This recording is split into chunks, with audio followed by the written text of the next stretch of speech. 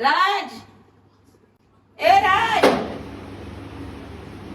काय ग सारखं मला आवाज देते? तुला कळत नाही का मी आत्ताच कॉलेज मधून आलोय? बाकीचे लोक आहेत ना घरात, त्यांना पण सांग ना काम.